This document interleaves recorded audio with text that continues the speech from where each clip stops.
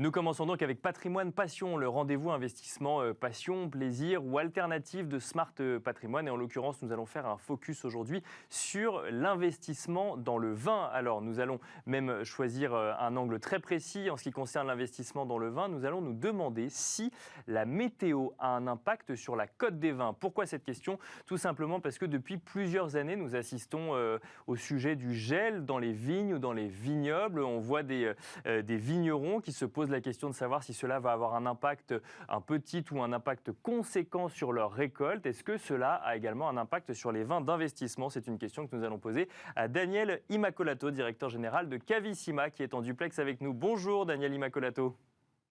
Bonjour, enchanté.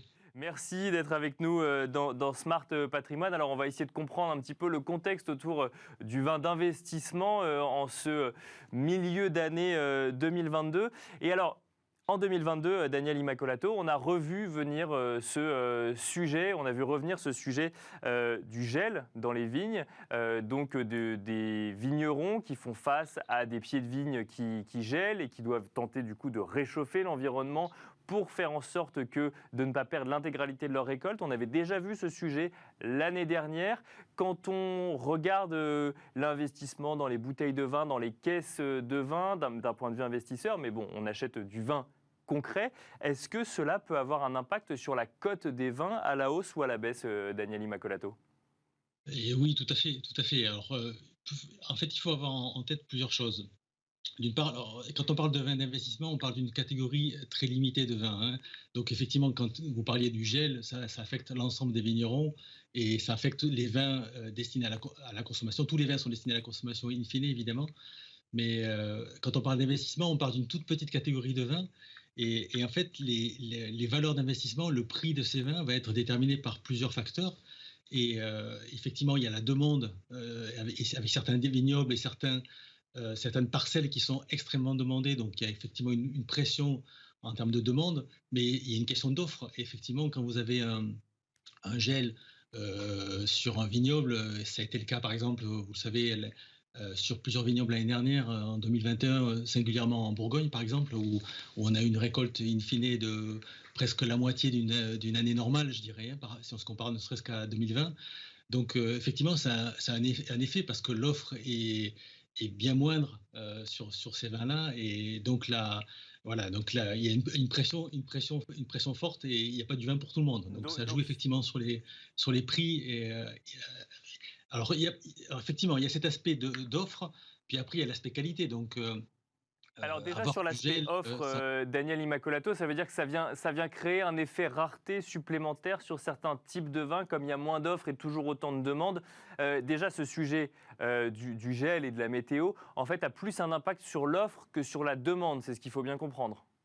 oui, alors en fait, c'est un poil plus complexe que ça. C'est-à-dire que quand vous avez effectivement ça sur l'offre et sur la rareté, comme vous le disiez à l'instant, et en même temps, ça peut jouer sur les millésimes qui entourent le millésime qui est touché, vous savez, par le gel.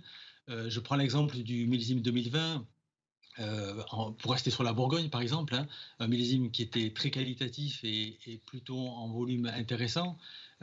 Et le fait qu'on ait une année l'année qui va suivre, hein, donc 2021, avec des volumes beaucoup plus restreints, vous avez des acteurs qui vont prendre des positions plus fortes sur le millésime 2020 pour s'assurer des volumes, parce qu'ils savent que ça va être beaucoup plus difficile d'avoir du 2021 derrière, vous voyez. D'accord. Donc ça peut avoir un effet, y compris sur les millésimes qui entourent le millésime qui est touché.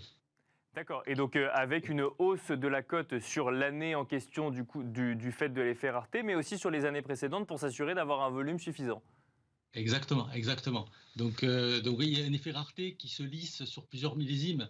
Donc c'est pour ça qu'il y a l'aspect qualitatif du millésime en question qui est très important, hein. Donc là, il y a les phénomènes météorologiques, il y a pas uniquement le gel, malheureusement, il peut y avoir aussi d'autres effets, mais à qualité égale, je dirais, effectivement, l'effet rareté pousse les prix vers le haut, que ce soit sur le millésime d'avant, voire sur le millésime d'après, parce que vous voyez, tout le monde essaye d'accéder à certains vins. Alors j'ai parlé de la Bourgogne, parce qu'on a eu une accélération des prix sur la Bourgogne sur les dernières années, mais c'est vrai aussi à Bordeaux, évidemment. Quand on a un millésime pour peu qu'il soit qualitatif, qu'il soit au même niveau, effectivement, s'il y a moins de volume disponible, il y a une pression sur les prix. C'est assez classique. Alors, donc ça, effectivement, c'est un mécanisme connu, l'effet de rareté, notamment dans l'investissement. Vous nous parliez de qualité des vins. Est-ce que ça veut dire que une météo moins clémente va créer un vin moins qualitatif et que ça va mécaniquement jouer sur la demande alors qu'on parle de vin d'investissement et pas de vin de consommation?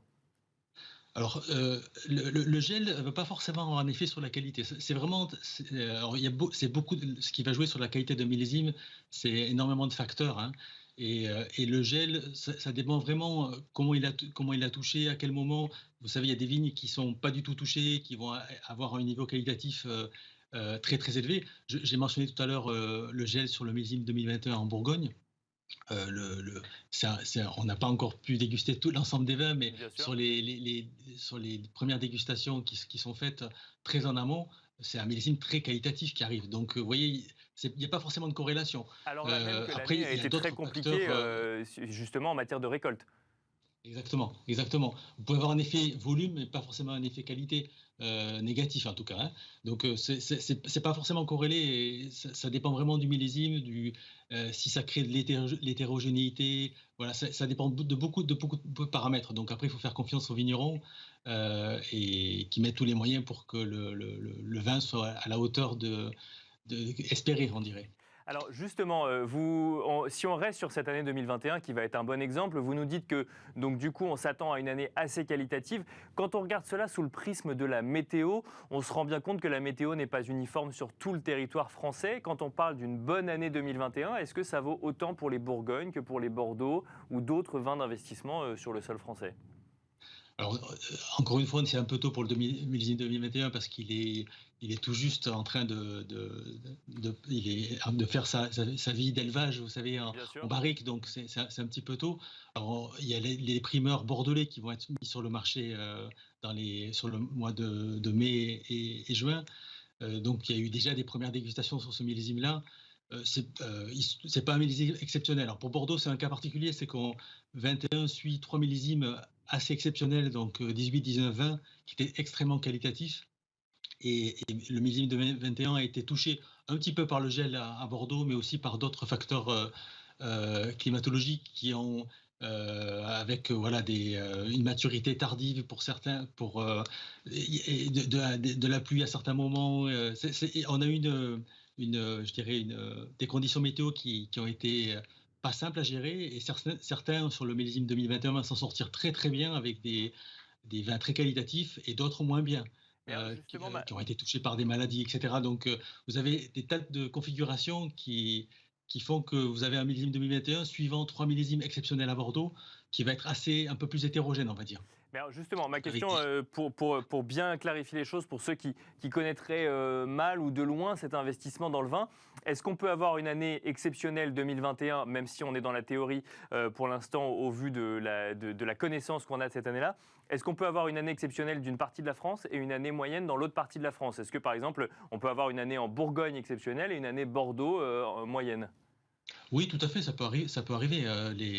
Les vignobles ne sont pas corrélés entre eux, donc vous allez avoir une notation sur les grands vins qui peuvent être différents d'une zone à l'autre. C'est vrai aussi pour la vallée du Rhône, pour d'autres régions de France. Et quand on parle d'investissement dans le vin, on ne parle pas uniquement d'ailleurs de vins français. Il y a aussi des grands vins étrangers qui font partie de cette catégorie-là, qui s'échangent énormément sur les marchés internationaux. Donc, vous voyez, il y a une sorte de pondération, et c'est le rôle d'ailleurs d'acteurs comme Cavissima de proposer à leurs clients des vins de différentes origines qui peuvent se compléter avec sur des millésimes très qualitatifs, très demandés. Voilà, donc c'est une question d'équilibre. Mais effectivement, vous avez raison. Sur un même millésime, vous pouvez avoir des différences assez fortes d'une région à l'autre. Et alors, une question sur cette année 2022, Daniel Imacolato. Alors, effectivement, elle n'a commencé que depuis 5 mois. Vous nous disiez qu'il était encore déjà compliqué en 2022 d'avoir un recul suffisant sur l'année 2021.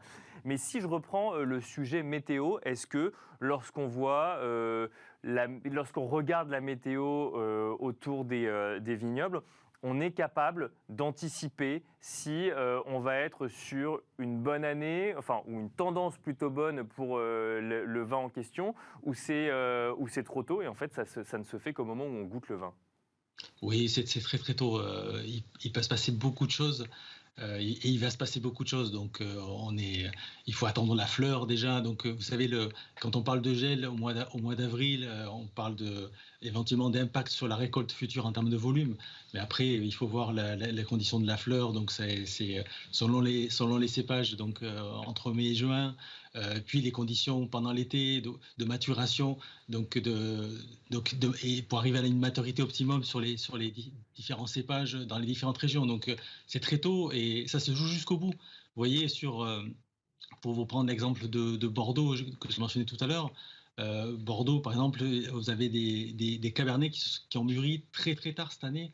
Et ceux qui ont eu la patience d'attendre en octobre ont eu des maturités très qualitatives. Donc c'est pour ça que vous allez avoir des vins avec des profils assez différents et certains très qualitatifs sur 2021 et d'autres qui s'en seront sortis un petit peu moins bien parce que avec des équilibres moins intéressants. Donc ça se joue jusqu'au bout en fait, hein, jusqu'à la vendange et le choix des vignerons joue jusqu'à la fin.